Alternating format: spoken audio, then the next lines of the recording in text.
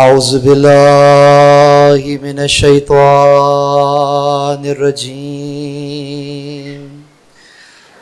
بسم اللہ الرحمن الرحیم الحمد للہ رب العالمین الحمد للہ الذی دلع لسان الصدى بنطق تبلج وسرها قطع الليل المظلم بغياهب تلجلج واتقنا صنع الفلك الدبار في مقادير تبرج وشعشع ضياء الشمس بنور تعجج الذي دل على ذاته بذاته وتنزه عن مجانسة مخلوقاته وجل عن ملامة كيفياته الذي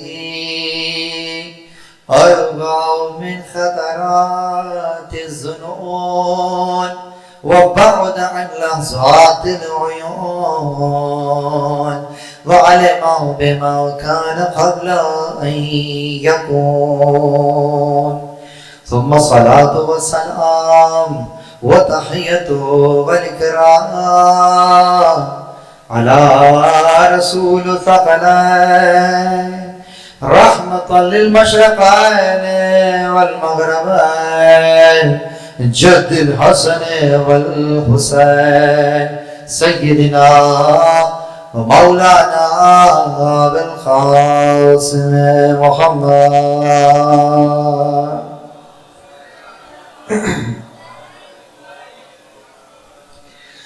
وأهل بيته الطيبين الطاهرين المعصومين المظلومين المنتجبين الذين ذهب الله عنهم الرجس وطهرهم تطهيرا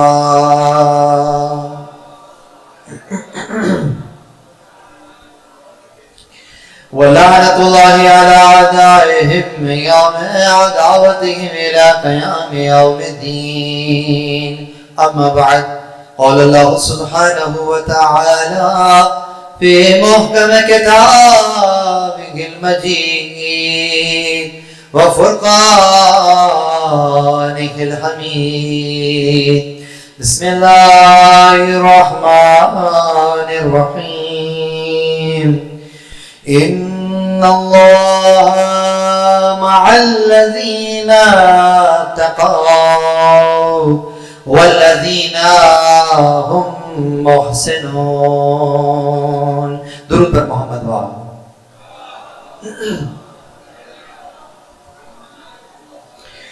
الحمد لله الذي جعلنا من المتمسكين بالقرآن الكريم وبولاية أمير المؤمنين وأئمة المعصومين عليهم السلام درود بر محمد و آل محمد.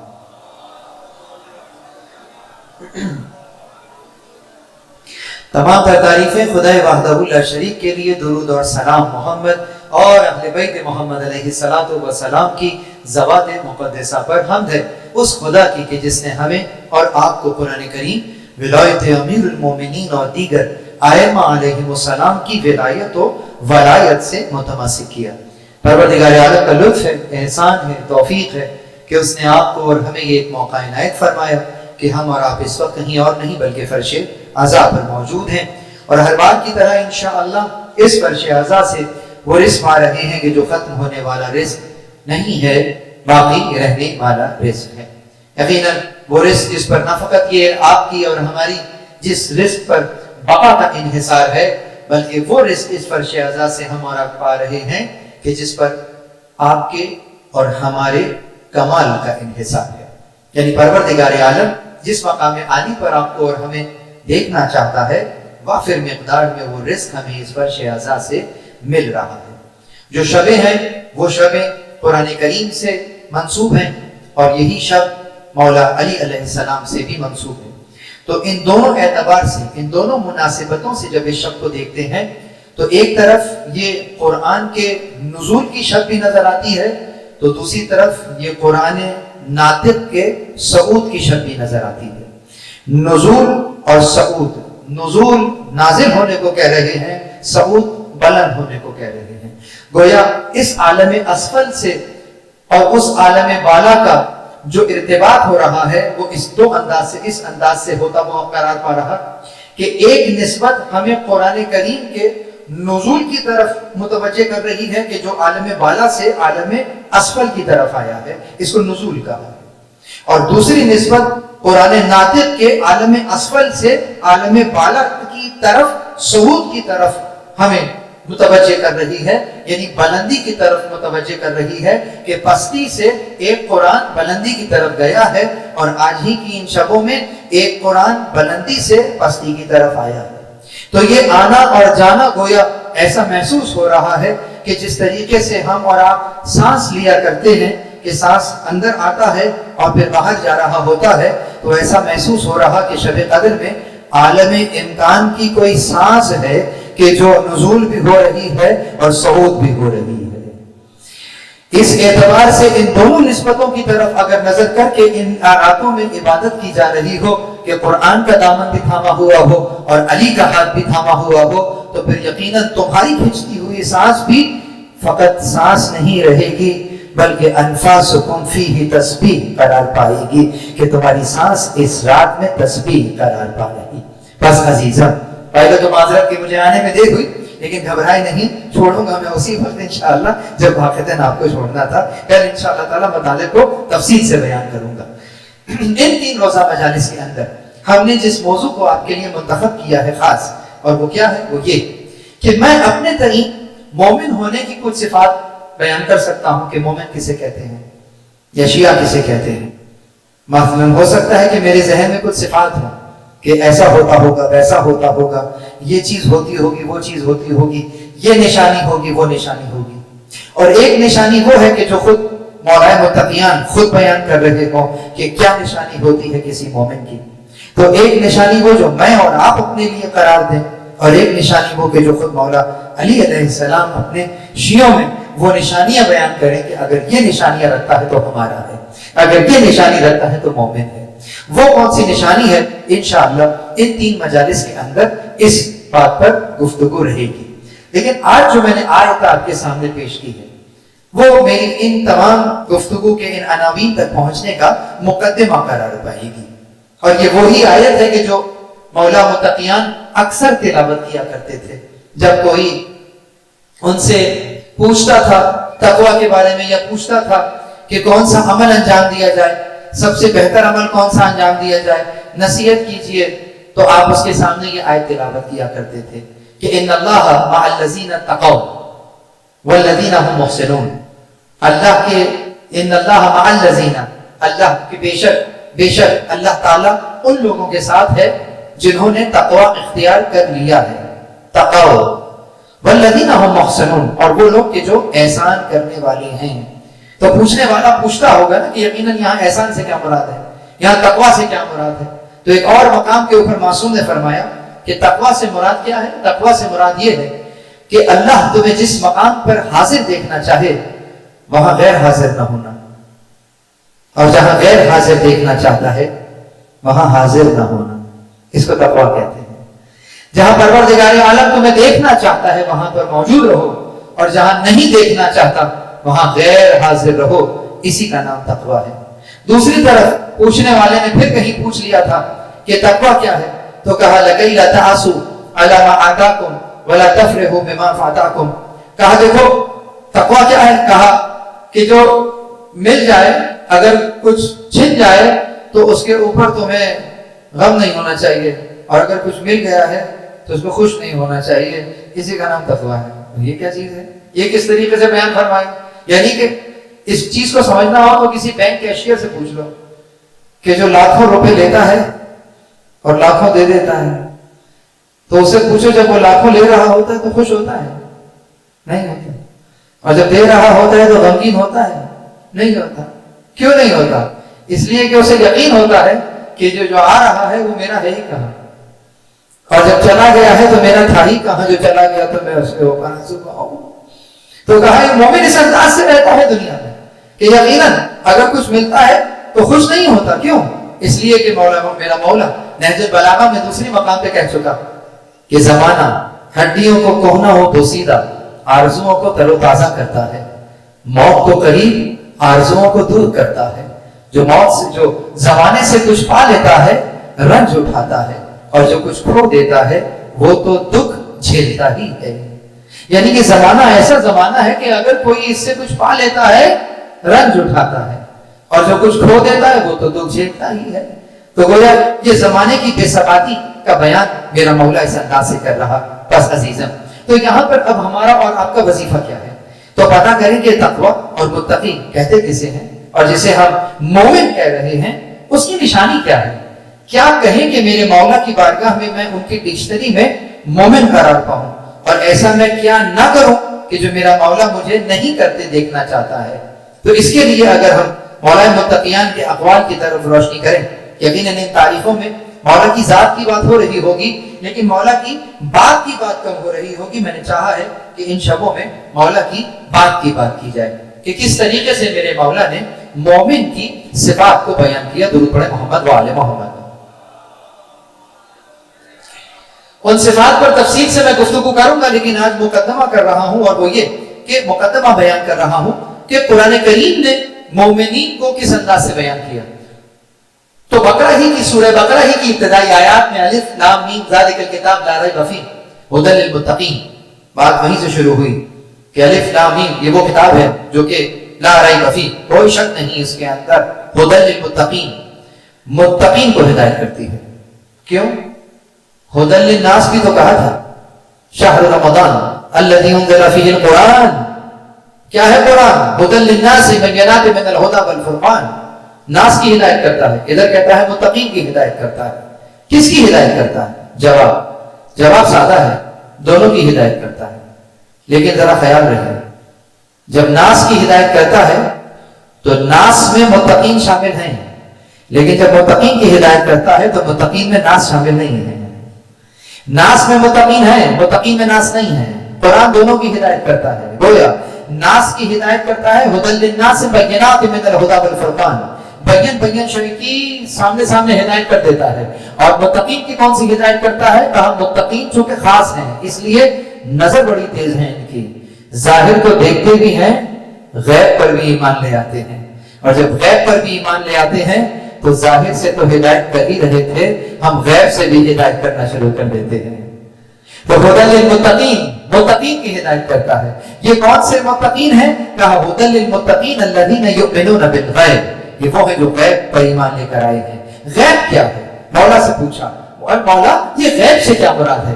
مولا نے بیان کیا، غیب سے مراد نشور ہے، غیب سے مراد سور کا پھونکا جانا ہے، غیب سے مراد ہمارے قائم کی غیبت ہے کہ جو حضرت حجت کے غیبت کے دور میں ان کی امامت پر قائم رہتا ہے، یہی اس مومن کا ایمان قرار پاتا ہے۔ درود پر محمد وآلہ۔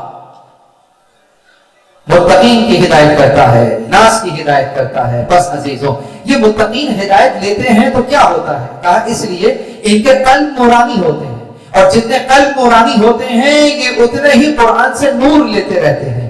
تو جتنا جتنا قلب نورانی ہوتا رہتا ہے نور لیتے رہتے ہیں، جیسے جیسے قلب ظلماتی ہوتا رہتا ہے ویسے ویسے یہ قرآن کریم سے دور ہوتے رہتے ہیں۔ اگر چشمہ لگایا ہوا ہو اور اس پر گرد جم جائے تو کیا کرتے ہو؟ منظر جو ہے وہ دھندلا گیا ہے، کچھ نظر نہیں آ رہا۔ ہم کہیں گے سب تو صاف نظر آ رہا ہے، آپ کہیں گے نہیں کچھ نظر نہیں آ رہا ہے، ہم کہیں گے رکو ذرا چشمہ اتارو، صاف کرو، اب لگاؤ دیکھو، اب جب آپ لگائیں گے کہیں گے ہاں یہ تو سب صاف نظر آ رہا۔ تو پریشانی منظر میں نہیں تھی، بلکہ جس آنکھ سے تم دیکھ رہے تھے ادھر گڑبڑ تھی، جس آئینے کے ذریعے سے دیکھ رہے تھے وہ آئینہ آلودہ تھا، اسی لیے کچھ نظر نہیں آ رہا ہے۔ بس عزیزم، یہ سامنے سامنے کی نعمتیں اگر آئینے کے اوپر گرد آ جائے تو نظر نہیں آ رہی ہوتی ہیں۔ تم لافانی نعمتیں دیکھنا چاہتے ہو، اگر قلب پر گرد جائے تو کہاں سے نظر آئیں گی؟ درود بر محمد و آل محمد پر۔ قلب کی گرد کو صاف کیجئے، قلب کی گرد کو صاف کرنے کی ایام شروع ہو گئے۔ کس طریقے سے؟ بہت توجہ۔ قلب کی گرد کو دھونے کے لیے پروردگار عالم نے انتظام کیا ہے۔ کیا کیا ہے؟ یقیناً شہادت تو سعادت ہے، اس میں کوئی شک نہیں ہے، لیکن مومن کے لیے گویا ایک توفیق یوں ہو گئی کہ ادھر شب قدر کا آغاز ہو رہا ہے اور یہیں پر شب علی کا بھی آغاز ہو رہا ہے۔ ادھر شب علی کا آغاز ہو رہا ہے تو آپ کے لیے اس کے اندر کیا شے چھپی ہوئی ہے؟ کہا آپ کے دل نرم ہو گئے ہیں، آپ رو رہے ہیں، گریہ کر رہے ہیں، اور جب گریہ کیا جاتا ہے تو یہ گریہ قلب کی سختی کی علامت نہیں ہے، نرمی کی علامت ہے۔ تو گویا قلب نرم ہو گیا ہے، تبھی تو آنکھ میں آنسو آ رہا ہے۔ تو بس اس انداز سے دیکھیں آپ کے مولا کی شہادت کے جو ایام ہیں، کن ایام میں شہادت ہو رہی کہ پروردگار عالم جس شب میں مومن کے دل کو نرم دیکھنا چاہتا ہے، اس میں پروردگار عالم نے گویا اس انداز سے یہ انتظام کس انداز سے فرما دیا۔ شہادت تو کبھی بھی ہو سکتی تھی، لیکن اس نے چنا تو علی کا نام، چونکہ علی ہے تو شب بھی وہی چنیں گے نا جو علی ہوگی، شب بھی تو بلند ہوگی نا جس شب کے اندر آپ نے بلند ہونا ہے، صعود کرنا ہے۔ شب قدر کا انتخاب کیا گیا، اور اس شب قدر میں جب مومن اپنے مولا کی طرف متوجہ ہوا تو یقیناً آنکھ میں آنسو آ گیا، دل نرم ہو گیا، دل نرم ہو گیا، ادھر گریہ ہونے لگا۔ شب قدر میں اسی آنکھ سے ٹپکتے ہوئے آنسو کے ساتھ جب دعا کے لیے ہاتھ بلند ہوں گے تو یہی تو قبولیت کی گھڑی ہے کہ دل سوگوار ہوں گے، آنکھیں اشکبار ہوں گی، لیکن پروردگار عالم کی بارگاہ میں زبان پہ کوئی شکوہ نہیں آئے گا، بلکہ شکر کے کلمات آ رہے ہوں گے کہ علی جیسا امام تو نے ہمیں دیا ہے، قرآن جیسی کتاب تو نے ہمیں دی ہے۔ بس عزیزم، اس اعتبار سے یہ شب گریہ کی شب ہی ہے، اس لیے کہ علی جیسا امام جو شہید ہوا ہے۔ بس عزیزم، قرآن ہدایت کرتا ہے، متقین کی ہدایت کرتا ہے، لیکن جو متقی نہیں ہے اس کی وہ ہدایت نہیں کرتا۔ یہدی بہ کثیر ویضل بہ کثیر، بہت سو کی ہدایت کرتا ہے، بہت سو کو یوں ہی چھوڑ دیتا ہے۔ کیوں؟ اس لیے کہ جو ہدایت طلب کرتے ہیں ان کی ہدایت ہوتی ہے، اور جو اس میں کجروی ڈھونڈتے ہیں ان کو اس میں کجی مل جاتی ہے، اور وہ اسی قرآن کی آیت کو پڑھ کے بھٹک جاتے ہیں۔ آج تک یہی فیصلہ نہیں ہو پا رہا روزہ کب کھولنا ہے، سامنے لکھا ہوا ہے۔ بس عزیزم کیا کہیے، میں تو بس ایک مثال دے رہا ہوں۔ تو جہاں سامنے کی بات سمجھ میں نہیں آ رہی ہو، وہاں پر اگر پیچھے چھپی ہوئی کوئی بات بیان کرنا چاہے تو کیا سمجھ میں آئے گا؟ لیل کی بات ہو رہی ہے، آپ شام میں روزہ کھول رہے ہیں، مجھے نہیں غرض اس کا کیا مطلب ہے، لیکن میں اتنا جانتا ہوں کہ لیل کا مطلب کیا ہوتا ہے۔ اب مجھے بتانا پڑتا ہے کہ بھئی لیل جو اس کو کہتے ہیں جب سیاہی سر سے گزرتی ہے، تو جہاں اتنا واضح حکم سامنے موجود ہو، اس کے بعد بھی اگر کوئی نہ سمجھ پا رہا ہو، اس کا مطلب یہ ہے کہ کہیں ایسے مقام سے قرآن کی تفسیر کو لے لیا گیا ہے جہاں سے پروردگار عالم نہیں چاہتا ہے۔ وہ چاہتا ہے ارے تم جب کوئی دنیاوی پروڈکٹ لیتے ہو تو جینوین پروڈکٹ لیتے ہو، کیوں؟ اس لیے کہ سافٹ ویئر جہاں سے لے رہے ہو وہیں سے لینا ہے جس نے بنایا ہے۔ نقالوں سے ہوشیار کیوں؟ تمہارے سسٹم کو کرپٹ کر دیں گے۔ تو جب دنیا میں تم یہ کام کرتے ہو تو جہاں سے دین لے رہے ہو وہیں سے لینا ہے نا جس نے دیا ہے۔ جو پروردگار روزے کو فرض کر رہا ہے اسی کے بنائے ہوئے رہبروں سے پوچھو کہ کھولنا کب ہے، وہ تمہیں بیان کریں گے۔ شام کسے کہتے ہیں، رات کس چیز کا نام ہے؟ درود بر محمد عالم۔ بس عزیزاں، تو جب کجروی کوئی ڈھونڈنا چاہتا ہے تو وہ علی جیسے امام پر بھی ضربت چلا دیتا ہے۔ بس عزیزاں، بہت حضرات آج یہیں تک رکھیں، اور وہ یہ کہ شب ضربت ہے، رات یہی ہے، میرا مولا نکل رہا ہے، رات کو دیکھ رہا ہے، کہتا ہے ہاں صحیح لیلا، یہی رات ہے، یہی رات ہے۔ کس لیے؟ کچھ نشانیاں ہیں جو رسول اللہ نے بتا دی تھی۔ دل منقلب ہے، بے چین ہے، اسی لیے ام کلثوم کے گھر میں آج افطار کیا ہے مولا نے۔ دسترخوان پہ بیٹھے ہیں، بیٹی نے نمک رکھ دیا، دودھ رکھ دیا، پانی رکھ دیا، کہا رکو، تیرے باپ نے کبھی ایک وقت میں 2 نعمتوں سے افطار کیا۔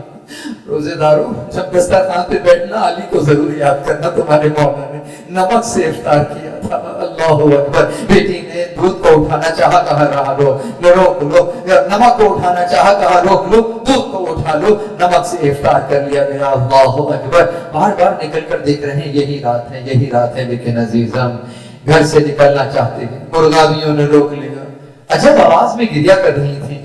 جب پوچھنے والے نے پوچھ لیا پریشان ہو گئے، کہنے لگے انہیں مت روکو، یہ مجھ میں نوحہ کر رہی ہے۔ اللہ اکبر، میرے مولا کی غربت ہے، مرغاویاں بھی علی پر نوحہ کر رہی ہیں۔ عزیزم میرا مولا مسجد کی طرف روانہ، آج کی ہی شب ہے نا، مسجد کی طرف روانہ ہوا، نماز میں مشغول ہوا، پہلی ہی رکعت ہے، ملعون کی تلوار چلتی ہے، میرا ماما شگافتہ ہوتا ہے، سر میں تلوار سرایت کر جاتی ہے، میرے مولا کا خون اس انداز سے سر سے نکلا ہے، مصلی کے اوپر خون پھیل گیا ہے، میرے مولا نے مٹی کو اٹھایا، آیت پڑھی، اسی مٹی سے خلق کیے گئے ہو، اسی مٹی میں چلے جاؤ گے، میرے مولا اس انداز سے مولا کو سہارا دے کر اٹھایا گیا، میرا مولا پیروں پہ نہ چل سکا، گویا گلیب میں لٹھا کر لے جایا جا رہا، لیکن جیسے ہی کچھ دور پہنچا گھر کے پاس رک گیا، کہا رکو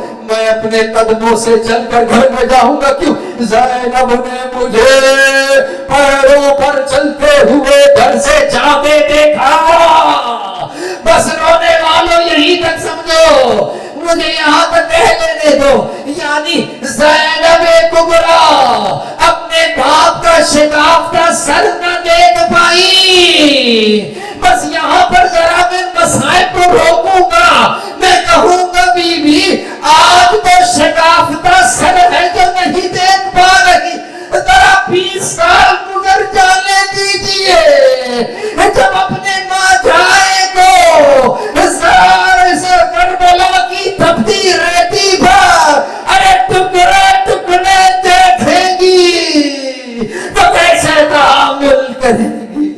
اِنَّا لِلَّهِ وَإِنَّا إِلَيْهِ رَاجِعُونَ وَسَيَعْلَمُ الَّذِينَ ظَلَمُوا أَيَّ مُنقَلِبٍ يَنقَلِبُونَ۔ اے پروردگار تجھے واسطہ محمد رہنے بیت محمد علیہ السلام کا امام زمان کا جل ظہور فرما، ہمیں ان کے ناصروں میں سے شمار فرما۔ ماتم حسین